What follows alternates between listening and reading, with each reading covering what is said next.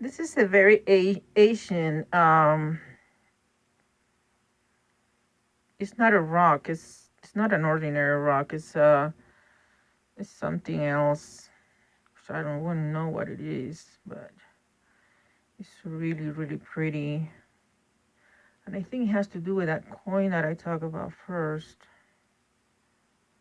So there are little tiny faces in here, especially this one.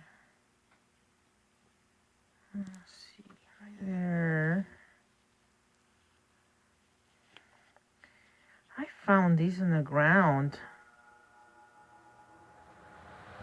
No, not this. How something platinum color stands in there, right there. See it? Isn't that amazing? Now look at this. The nice thing and the mysterious thing about the Rocky Mountains is that you find different matches to rocks. Like somehow, somewhere they match for a reason.